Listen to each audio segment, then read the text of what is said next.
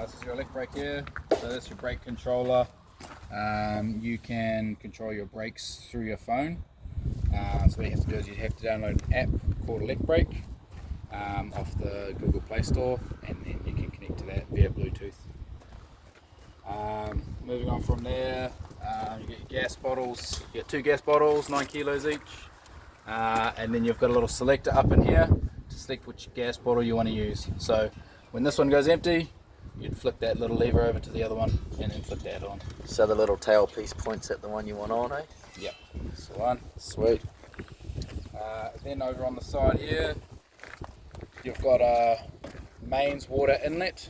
So if you want to run water all day long inside your caravan, you don't have to rely on your 2 freshwater tanks. You just plug a hose into there off your house or off your shed, whatever, and then turn your tap on, and then you'll just run water straight into your caravan.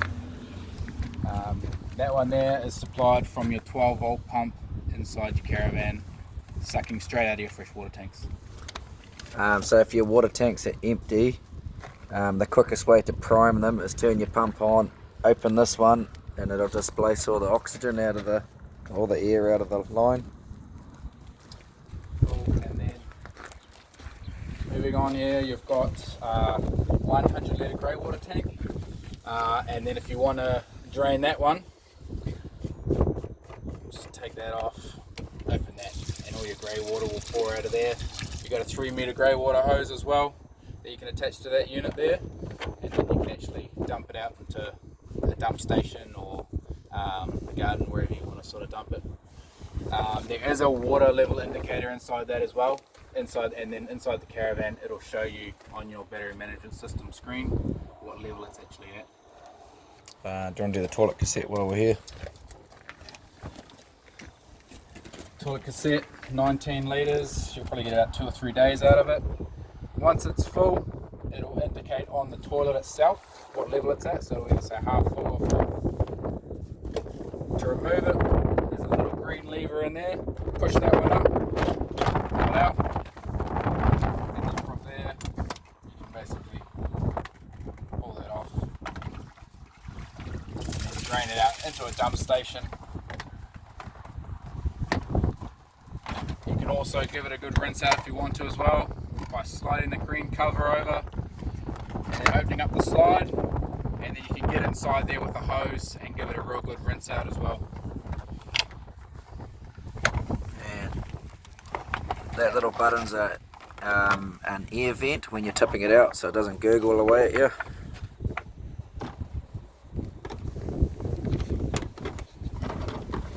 And then when you chuck it back in, just make sure you get that click noise. That's the most important part.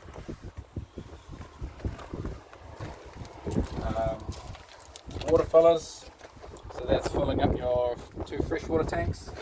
Both your freshwater tanks are located on this side of the axle. Yep. So as you fill them, you've got a little air bleed inside there as well. And so as they fill up, you'll start getting water coming out of that little air bleed, and then you know they're full. Yep. Also inside the caravan on the battery management system itself as well, it'll also indicate what level your freshwater tanks are at as well. Yep. So I'll show you later inside. That one there. Mains power inlet.